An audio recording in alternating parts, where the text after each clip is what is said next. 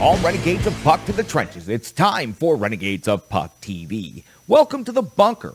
Welcome to the essence of No Half Steppin'. I'm your host and captain, Crazy Charlie Saunier, and before we get started with that No Half Steppin' hockey coverage, let me tell you about RenegadesOfPuck.com. Once you go to RenegadesOfPuck.com, you can learn all of the information and particulars about the Renegades of Puck, and once you click on that merchandise link, you'll be able to see immediately our classic logo t-shirt, our Pride logo t-shirt. We do love having a multitude of t-shirts in our store, but we also have a bunch of other gimmicks as well. Throw pillows, socks, bed sets, wall art, and about 54 other things with our logo on it. Remember, we've sold out so that you can buy in. Every dollar spent on Renegades of Puck merchandise, any profit goes directly to the Renegades of Puck. So stick taps, love, and respect for each of you out there sporting your Renegades of Puck gear. We sure would love if you would help us out on social media. It is of critical importance to this operation now. Just about 6 months in existence, and we are doing good, but we can continue our recruiting efforts, and we can continue adding Renegades every day. We have room for each and every one of you out there. So please give us a subscription on YouTube and turn on the notifications. 125 of you have done that so far, and we sure are appreciative of that. But we can continue building that base, and we will continue building that base. Once we post those links for Renegades of Puck TV on YouTube, we'd love it if you would share them on Facebook. You can also give the Renegades of Puck a like on Facebook. You can also share those links on Twitter and give the Renegades of Puck a follow on Twitter at Renegades of Puck. Each and every one of the individual Renegades of Puck are always active on Twitter, and you can find them tagged in each and every one of the episodes for Renegades of Puck TV. So give each and every one of them a follow as well. You can check us out on Instagram. We are fairly new to Instagram, so let everyone out there know that they should be giving us a follow on Instagram. We try to create individual content for all of our social media platforms, so make sure you're following along on each and every one of them. The traditional format. You may remember this show as a radio show for about 10 years. Well, that can be found on SoundCloud. So we have Renegades of Puck TV on YouTube, and we have the full audio podcast version on SoundCloud. So please give us a like over there on SoundCloud and take that podcast with you everywhere that you go. And the behind the scenes stream, that's on Twitch, and we love the behind the scenes stream. If there are any F-bombs, second takes, or mistakes, you'll find them right there on Twitch. Just recently, we did a plug-to-plug broadcast on Twitch, and I feel it was a very fascinating broadcast. I showed you how the studio is set up, how we get ready and warmed up for the show, took you through an entire recording, and then took you through the breakdown and process of the bunker here at Renegades of Puck TV. So, another way that you can consume the essence of No Half Steppin'. Please give us a like, give us a follow, and spread the word on all of those social media platforms. It doesn't take but a second, and it also doesn't cost a thing. If you'd like to become a partner of the Renegades of Puck, you can do that by going to Venmo and searching Renegades of Puck, or just scan the QR code that's currently on your screen. After Home Base Freakout, we are quite depleted in our funds, and we have a lot of things that we would like to do to wrap up the season and get into the summer of No Half Steppin'. So, if you can spare $1 or $5 or whatever it is, we sure would appreciate that. All donations go directly to the Renegades of Puck and go directly to what we are doing here in the trenches. We're buying equipment, we are upgrading our technology, and we are also planning some events in the future. So stick taps, love, and respect to each and every one of you who has become a partner of the Renegades of Puck. Now, let's get to the No Half Steppin' hockey coverage, and let me deliver the goods to you. It's operation number 626 for the Renegades of Puck. That's right, show number 626 now in the bunker. And the Nashville Predators on this date in hockey history find themselves in fourth place in the Central Division in quite a bit of jumble for the playoff spots that are available. The Nashville Predators have played 65 games on the season. They have a record of 37-24-4. They have 78 points. That has them 1 point behind the St. Louis Blues, 2 points behind the Minnesota Wild for second place, and of course 17 points behind the Colorado Avalanche for first place in the Central Division. Now, it is a jumble in the middle of the Central Division. The 2-3 matchup is still absolutely wide open, and the Central Division currently holds both of the wild card spots in the Western Conference. So with the Nashville Predators sitting in fourth at 78 points, you'll find Dallas in fifth with 75 points, and then you'll find Winnipeg at 70. When it comes to the wild card race itself, the Predators are the number one wild card team at this point with 78 points. Dallas, the number two wild card team with 75. And then Vegas has 74 points and Vancouver has 71. So the Nashville Predators currently have a playoff cushion of 4 points over the Vegas Golden Knights. Now, looking at the games in hand in the Central Division, the Nashville Predators have played more games than all of the teams within the grouping that they are going up against currently. The Preds have played 65. Dallas, 3 points behind the Preds, have played 63. St. Louis, 1 point ahead of the Preds, have also played 63. And Minnesota, 2 points ahead of the Predators, have only played 62 games at this point in time. So that is definitely going to be a factor, as now the Predators only have 17 games remaining on the season, but are still very much in control of their own destiny, despite a total and epic disaster and collapse at the back end of this recent road trip. We'll recap that coming up here in just a moment. The Nashville Predators' next game will take place on home ice. They have a record of 19-11-0 at Bridgestone Arena, so they'll be going for the 20th victory of the season at Fort Bridgestone. They have a goal differential of plus 22. They've scored 212 goals on the season. Now, the next opponent is the Flyers, and the Nashville Predators just saw the Philadelphia Flyers very recently. It was on the 17th of March. It was Claude Giroux's 1,000th game, and then he was traded away by the Flyers. So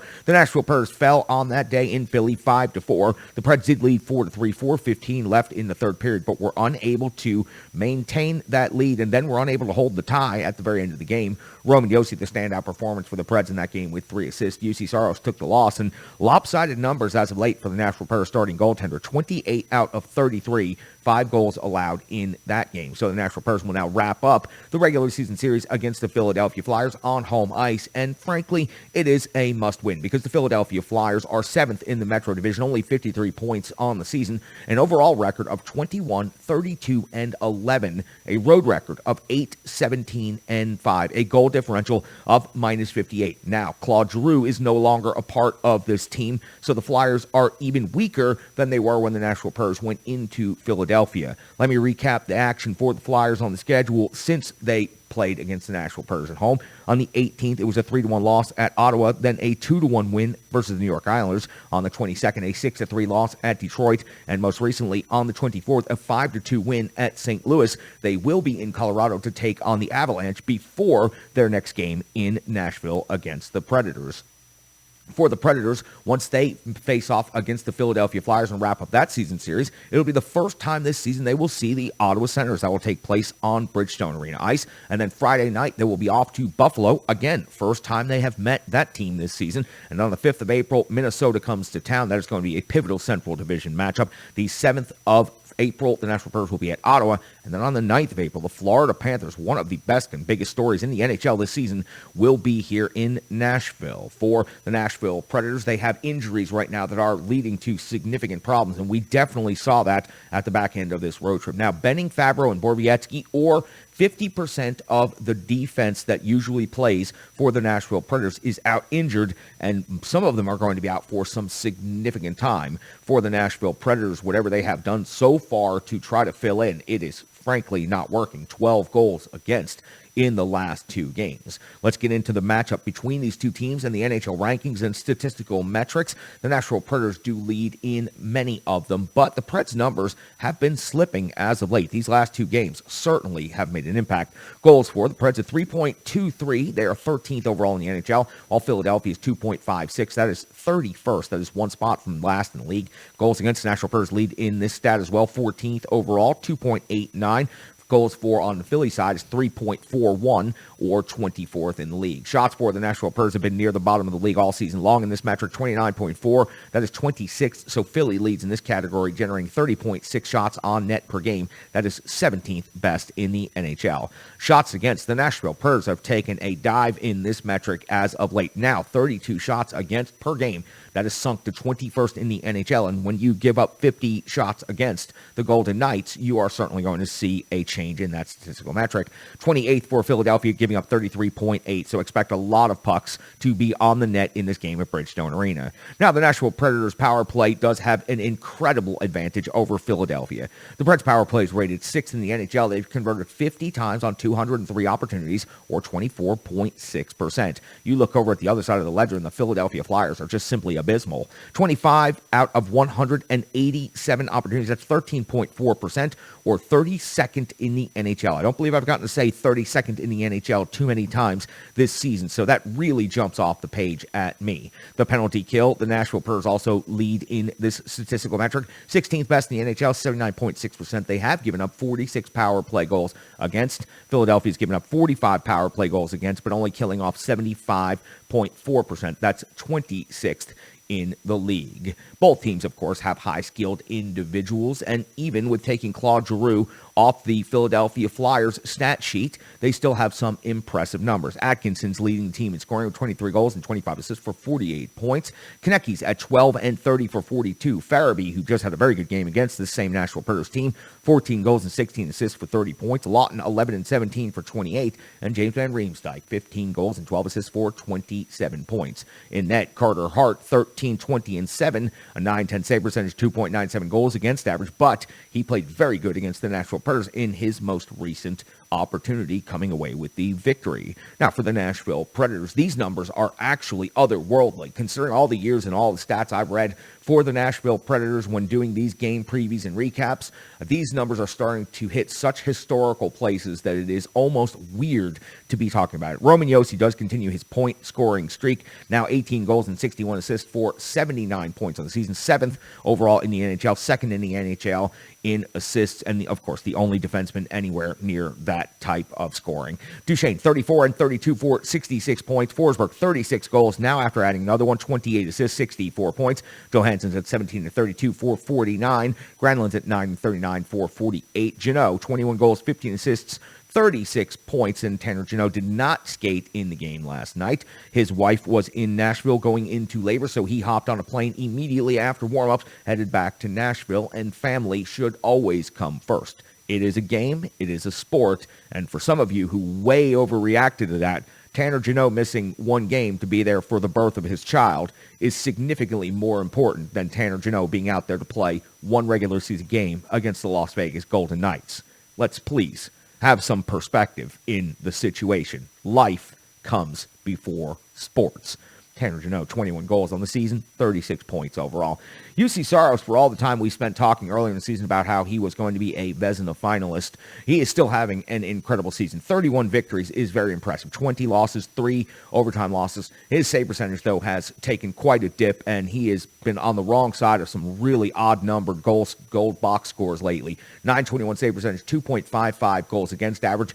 It's good, but it's not great. It's certainly not anywhere near Vezina caliber for UC Saros right now. He could pick it up easily over the final 17 games of the season. On the schedule, you can't take any opponent lately, but what I see for the Nashville Predators is a stretch of games where they could get themselves right and hopefully get a couple of injured players back in the lineup, or if not get a couple of injured players back, you have got to find a combination that is going to be able to dam the wall for now and be able to prevent the things that have been happening in the last two games. And Ben Harpur, I mean, I'm not going to spend any time on it. Ben Harpur shouldn't be on the Nashville Predators at this point in the season. He is a liability every time he takes the ice, and it has been more and more obvious over the last couple of games where he has been forced into action because of the number of injuries on the D-core. Let's go ahead and talk about that game right away. Let's get right into it. The Rebirth Sports full game recap is upon us. Rebirth Sports, you can find them on social media, Twitter, Facebook, and of course Instagram, or go to rebirthsports.com. You see me wearing the Renegades of Puck home jersey. You've seen me wearing the road jersey and the third jersey, and you have also seen me wearing Rebirth Sports jerseys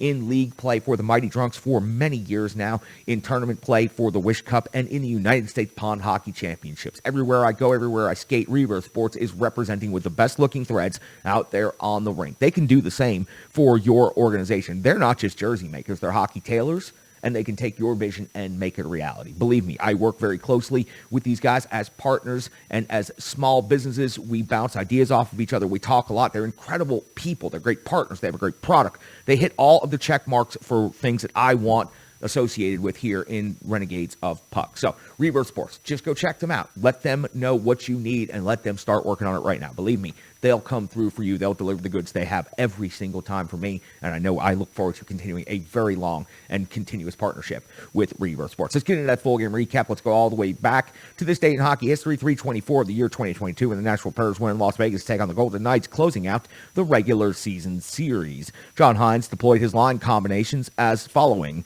Forsberg Forsberg, Johansson, Duchesne, Tolvanen, Granlund, Cunnin, Trennan, Sissons, and Janot, Cousins, McCarron, and Tomasino, Yossi, Carey, Ekholm, Luzon, Harper, Tennyson, Saros, and then John Hines ripped up the starting lines and threw them all in the garbage because Tanner Janot got on a plane and headed back home. The lines all got shifted all over the place, and frankly, Matt Luff getting a chance to get back in this game. This was just an early indicator of a wild game that was ahead for everyone watching.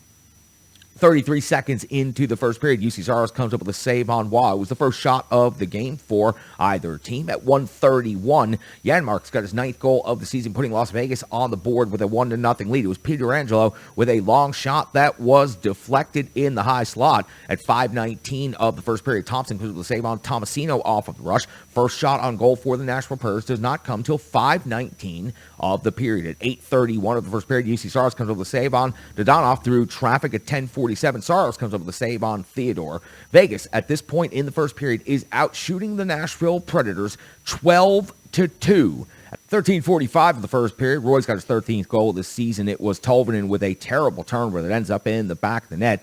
Now Vegas has a 2-0 lead over the Nashville Predators. And during the TV timeout, head coach John Hines just lets the team absolutely have it. He turned multiple shades of red, heading even towards Matthias Ekholm style purple in this situation. And it's easy to understand why the head coach was so upset. For the second game in a row, the Nashville Predators just come out and are sleepwalking through an incredibly important game. 16:28 of the first period, Howden has an awkward collision with Forsberg and goes headfirst into the boards right around the red line. Incredibly dangerous situation. Philip Forsberg, realizing immediately what had happened, goes to check on him. You know that it was a dangerous situation because really there was no confrontation. Everybody was just concerned about Howden down on the ice. Once we got a chance to see the replays a little bit later, it appeared that Howden might have just toe-picked, caught his blade a little bit, lost his balance, and just awkwardly fell while colliding with Philip Forsberg. And, of course, Philip Forsberg is a very full-grown adult,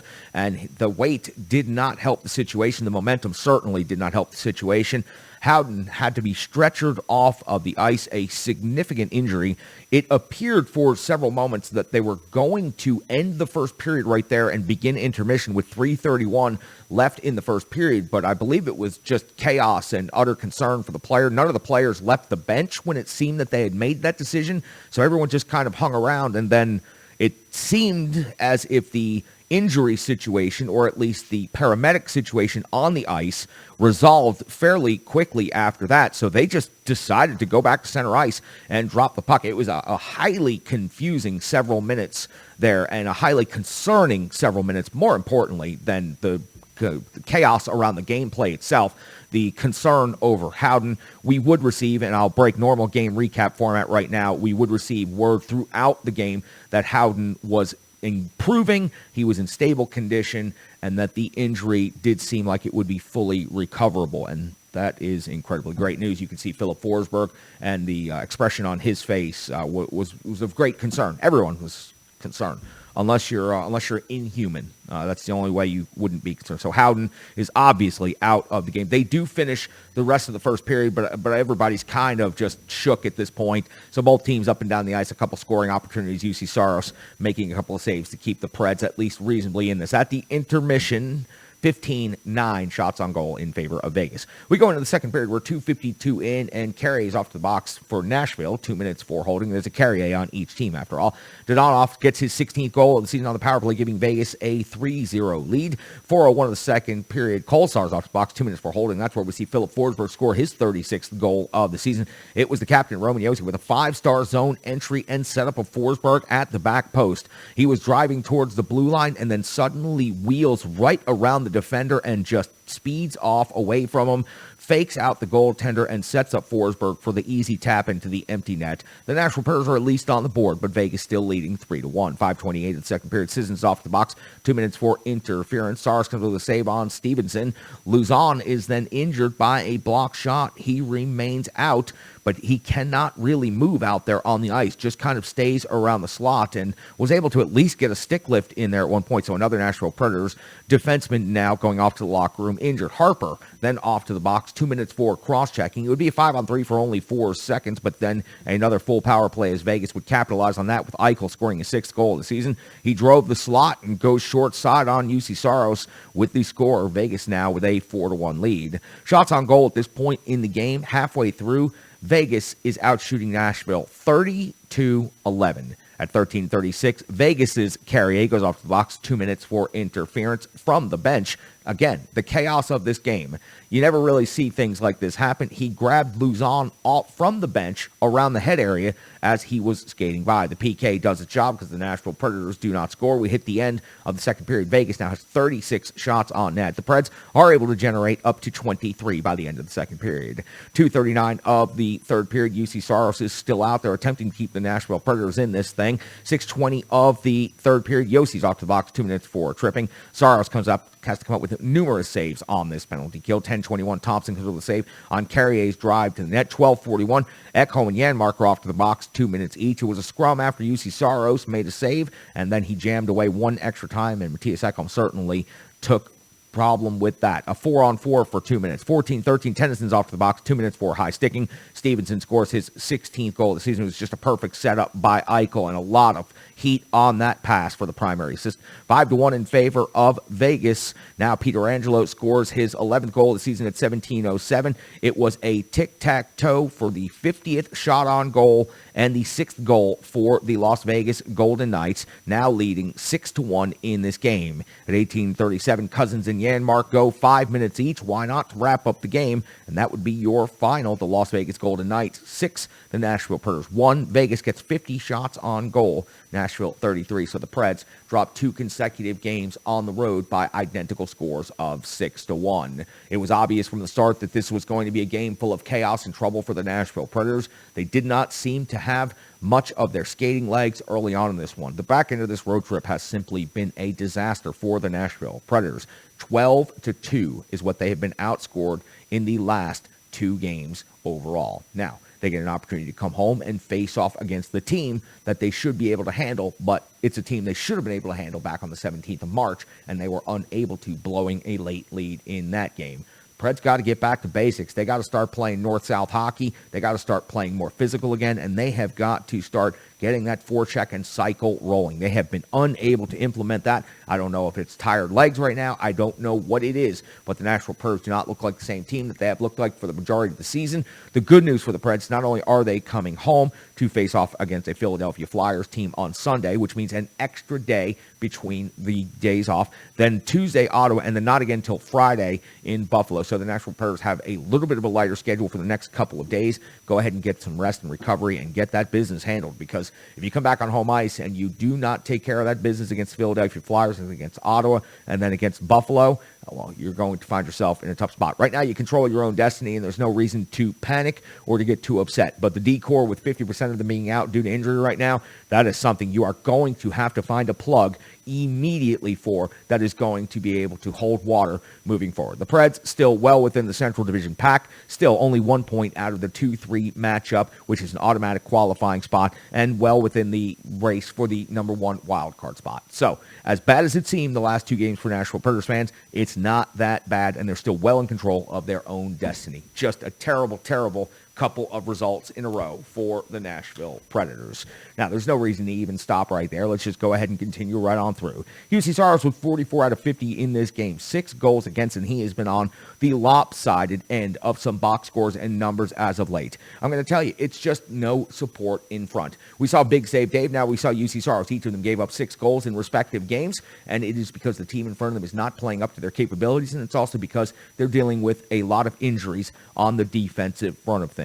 But for UC Saros, hung out to dry. We'll find out if it was that or if his skill set is diminishing just a little bit here later in the season. I told you, his stats are no longer a Vezina caliber goaltender, and he is probably not going to mention that category unless he has a significant run here at the end of the season. Mosh is here for a reason. He's here to explain and talk to me and discuss all of those things with UC Saros and Nashville Predators goaltending situation, and if it happens between the pipes, it's in Mostradamus' domain. So let me kick it over to him. You can find him on Twitter at Mostradamus. No, you can find him on Twitter at GreekGoalie35. He is Mostradamus. Thank you very much, Charlie. Another embarrassing performance by the Nashville Predators on the West Coast. If you had any trouble sleeping, all you had to do was turn the game on. Just absolutely abysmal performance. Once again, 6-1 loss in Vegas against a very depleted Las Vegas team. We saw that the other night in LA, where a lot of Ontario Reign players were playing for the Kings, and they went out there and boat raced the Preds 6-1 also.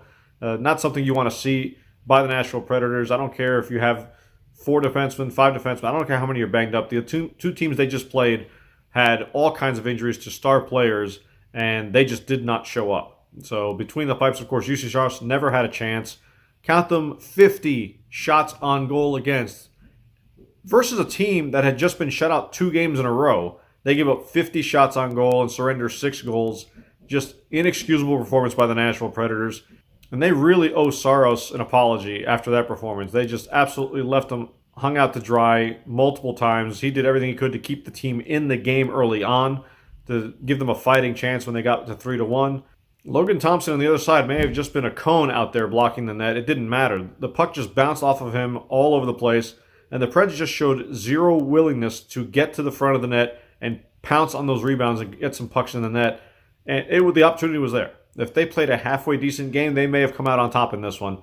But they were that bad where Logan Thompson, all he had to do was stop the first shot and just have it bounce off of him and have his defense take care of business at that point. But the Nashville Predators made it very, very easy on him. Next up for the Preds, Philadelphia on home ice. They just saw them a little over a week ago up in Philadelphia for Claude Giroux's final game as a Flyer. This is no time to get complacent and say, well, it's Philadelphia, it's Ottawa, it's Buffalo. Those are the 3 teams they have on their schedule at home this week. Do not get complacent. You are in no position right now after those 2 performances to have these games be somewhat of a trap game against Eastern Conference teams that are inferior to the Nashville Predators on paper. These 3 teams, Philadelphia, Ottawa, and Buffalo, all have wins on the road against Western Conference teams this month. So if you fall into that trap, you get what you deserve. They've shown this month that all 3 teams, Philly, Ottawa, and Buffalo, can go out on the road and beat Western Conference playoff teams. Do not fall into that trap. And I get the feeling after 2 days off, John Hines is going to make sure they know they cannot play like they did the last couple of nights and expect to come out on top. I don't care who they're playing against, whether it's Philadelphia, Buffalo, and Ottawa, or against AHL teams or against Pee Wee teams. You cannot play like that and expect to come out on top. You can find him on Twitter at GreekGoalie35. You can watch him right here on Renegades of Puck TV. He is the starting goaltender of the Renegades of Puck. He is the one and only Nostradamus. Incredible partner of the show is Strong Style Fitness. You can find Strong Style Fitness by going to strongstylefit.com or Facebook, Instagram, and Twitter. Tracy does an incredible job over there at Strong Style Fitness. A certified personal trainer with 150 workouts all ready for you, on demand, on YouTube, and totally donation-based. Once you see the results, go ahead and send over a little bit of donation. Tracy believes in the work so much, and she wants to help the Renegades so much that she has made her entire catalog of workouts available to you completely for free. Is it your first stretch, or do you throw iron like a pro? She's got you covered. She gives you the instructions. She tells you what equipment you will need, if there is any equipment needed, and she will also talk you through each and every one of the workouts. It is definitely worth your time to check out, and it is definitely worth the money. Strong Style Fitness is an incredible partner of the Renegades of Puck, and we are incredibly thankful that Tracy jumps in the trenches with the Renegades of Puck. Check it out today, Strong Style Fitness. Now, Philip Forsberg, Roman Josi, and that was really the highlight of the night. The Roman Josi 5-star zone entry, just going to be another highlight real moment shown on his Norris Trophy win, or perhaps in his Hart Trophy nomination. It is no doubt that he is going to be the Norris Trophy winner, and he is going to be nominated for the Hart Trophy. I do believe he is not slowing down. He is continuing, and the point streak continues by picking up an assist last night. And it was the only highlight reel play for the Nashville Predators in that game. Philip Forsberg with the easy tap in goal. No problem right there. So Philip Forsberg continues inching closer to 40 goals on the season. Of course, he is right now the record holder for goals in a season by a Nashville Predator, and the record holder for all-time franchise goals by a Nashville Predator. Philip Forsberg also had 5 shots on goal in this game and blocked 4 shots in his 17:56 of time on ice. Roman Josi, the only other line that jumps out at you, not only an assist, but 6 shots on net, 5 block shots, and 25-26 total in time on ice. Give Luzon a little bit of credit. Not only did he take that shot to the leg and have to leave for some time, but he also had 7 hits in this game, playing a very physical game in his first couple of games as a Nashville Predator. Honestly, there's just really not a lot else to talk about from the box score. The Nashville Predators unable to generate any offense for the second game in a row. Of course, Philip Forsberg's going to find a way to get something. Of course, Roman Yossi's going to find a way to get them. But everybody else on this Nashville Predators team needs to bring their lunch bucket and show up on Sunday against the Philadelphia Flyers. There's no easy victories in the NHL, but it should be a get-right game for the Nashville Predators. Want to tell you about Stripe Digital Solutions, just one more partner on this show. Stripe Digital Solutions can be found at stripedigitalsolutions.com. Just search Stripe Digital Solutions, Facebook, Instagram, Twitter. Stripe Digital Solutions is everything to me here in the trenches with the Renegades of Puck. Help me create the logo on the wall. Help me create the crest on the jersey. Help me build renegadesofpuck.com, and is helping me on a daily basis with my social media and brand building. Stripe Digital Solutions is the partner you need to help you with your small business. It is very tough to navigate all of the different things that you need for the modern business world. It simply cannot be done by one person. Stripe Digital Solutions jumps right in there and helps you. Because if you're doing all the hard work, but it's not being seen, it's not being viewed, and it's not getting out there to the public, then you're just banging your head up against the wall. So Stripe Digital Solutions can come and help you break right through that wall and help you get to where you want to be. Trust me. I know the results. I experience the results on a regular basis right here on Renegades of Puck TV. So again, stick taps, love, and respect to Stripe Digital Solutions. Brian Baston's over at the Renegade Analytics desk, and he's got a couple of thoughts and a couple of stats, and I'd love for him to deliver them to you. He's got the numbers you need to know. You can find his charts on theforecheck.com. You can find him on Twitter at Brian Baston. Brian, go right ahead. Thanks a lot, Charlie. As we all know, nothing good can happen from staying up real late in Las Vegas, and last night was no difference. The Predators were handed their second straight 6-1 loss on their West Coast road trip, both to Western Conference foes, and head back to Nashville much like a wounded duck. But the Predators have something more in common with the city of the Golden Knights, and that's gambling. And gambling is the topic of today's one big stat. Now, I know. We get enough sports betting ads on the radio, television, internet, and literally everything else, so that's not the kind of gambling I'm talking about. I'm talking about the gamble that the Nashville Predators take every single game, and that's taking a whole lot of penalties. The Predators, as you can probably tell before I even tell you this, lead the NHL in penalties. That's both penalties taken and drawn.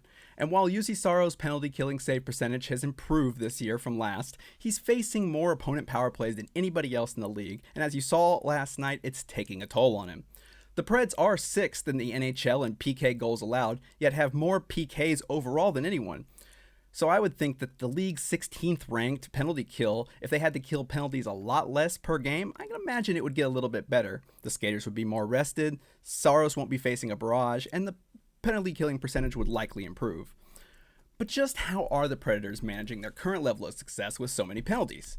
So let's break it down. Let's just start with the sheer number of minor penalties per game. Nashville has taken 4 or more minor penalties in 37 of their 65 games, over half, and impressively somehow managed a 22-15-0 record when taking that many. So what about those 3 or less penalty games? Logic would make you think that they'd be much more successful that way, but no, with 3 or less penalties taken, Nashville's 14-9-4.